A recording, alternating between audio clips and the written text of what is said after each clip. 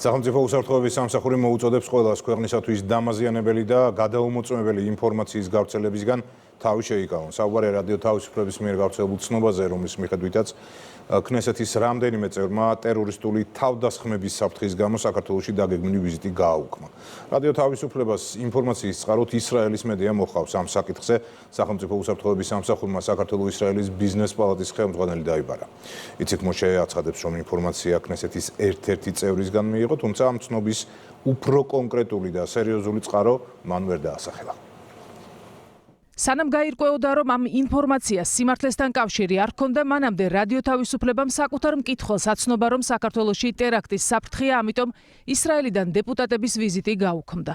ამავე ინფორმაციაში მედია საშუალება მკითხველს აცნობს, რომ ინფორმაცია რადიო თავისუფლებას საქართველო-ისრაელის ბიზნეს პალატის ხელმძღვანელმა დაუდასტურა.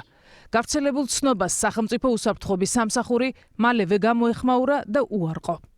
არც საქართველოს და არც ისრაელის სპეცსამსახურებს არანაირი ინფორმაცია საქართველოში მოსალოდნელი ტერორისტული თავდასხმების საფრთხის შესახებ არ ქონიათ და შესაბამისად არც არავისთვის გაუზიარებიათ. ჩვენ კავშირზე ვართ ისრაელის სპეცსამსახურის წარმომადგენლებთან, რომლებმაც გაკვირვება გამოთქვეს გავრცელებული არასწორი ინფორმაციის გამო. ძალიან სამწუხარო და ნიშანდობლივია, რომ ასეთი ინფორმაცია ქართული მედიის ნაწილის მიერ ჩვენთან გადამოწმების გარეშე ვრცელდება. კატეგორიულად მოუწოდებთ ყველას თავი შეიკავონ საქართველოსთვის დამაზიანებელი და გადაუმოწმებელი ინფორმაციის გავრცელებისგან. ამის შემდეგ რადიო თავისუფლებამ თავის გვერდზე ინფორმაცია ჩაასწორა და სუსის განმარტება ნაწილობრივ დაურთო. მაგრამ ამით ყველაფერი არ დასრულებულა. ბიზნეს პალატის ხელმძღვანელი უსაფრთხოების სამსახურში გამოკითხვაზე დაიბარეს. იციქ მოშემ საგამოძიებო უწყებას მოუყვა ყველაფერი, რაც იცოდა. თქვა, რომ მას ეს ინფორმაცია ქნესეთის წევრმა მიაწოდა, თუმცა ცნობის უტყუარობა არ დაუდასტურებია. ჩვენ მივიღეთ ინფორმაცია ისრაელის ერთ-ერთი პარლამენტარისგან, რომელიც ჩამოდიოდა და ის ამბობს, რომ ქნესეთის ჯგუფმა, ქნესეთში იურიდიულმა განყოფილებამ უთხრა, რომ სასურველია, რომ არ წავიდეს საქართველოში. მიუხედავად ამისა, არც ერთმა არ გააუქმა ჩამოსვლა საქართველოში. უკვე თითქმის ნახევარი დელეგაციის წევრები საქართველოში არიან. საქართველოში შედარებით მსოფლიოსთან ყველაზე კარგი სიტუაცია არის ბიზნეს ფორუმის ჩატარება, ისრაელის კვირაულის ჩატარება საქართველოში. და ვინაიდან ყველა ჩამოვიდა საქართველოში, ეს ნიშნავს, რომ საქართველო უსაფრთხო ქვეყანა არის, არაფერი არ დაზიანდება. იციქ მოშეს გამოკითხვის შემდეგ სახელმწიფო უსაფრთხოების სამსახურმა კიდევ ერთი განცხადება გაავრცელა.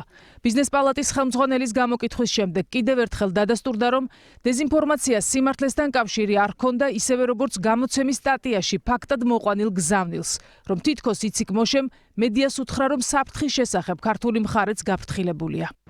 გავრცელებულ დეზინფორმაციასთან დაკავშირებით თითქოს საქართველოში ტერორისტული თავდასხმების საფრთხეებია. სახელმწიფო უსაფრთხოების სამსახურში დაბარებულმა იციქ მოშემ განაცხადა, რომ ამის შესახებ ქნესეთის წევრისგან მიიღო ინფორმაცია, რომელსაც თავის მხრივ ეს ინფორმაცია მიაწოდა ქნესეთის ეთიკის კომისიის რომელიღაც წარმომადგენელმა. ინფორმაციის უფრო კონკრეტული და სერიოზული წყარო იციქ მოშემ ვერ დაასახელა. კითხვაზე იმის შესახებ, თუ რატომ უთხრა მედიის წარმომადგენლებს, რომ საფრთხის შესახებ გაფრთხილებულია ქართული მხარე, იციქ მოშემ ეს ფაქტი საერთოდ უარყო. მისი განმარტებით ჟურნალისტებს უთხრა, რომ თუ საფრთხე რეალური იქნებოდა, ამის შესახებ აუცილებლად შეატყობინებდნენ ქართულ მხარეს. კიდევ ერთხელ კატეგორიულად ვთხოვთ ყველას, თავი შეიკავონ ასეთი აბსურდული, არასერიოზული, ქვეყნისთვის დამაზიანებელი და ამავე დროს გადაუმოწმებელი ინფორმაციების გავრცელებისგან. მიზეზი, რის გამოც ისრაელიდან საქართველოში დეპუტატები ჩამოდიან, თბილისში ისრაელის კვირეულის ფარგლებში დაგეგმილი ღონისძიებებია.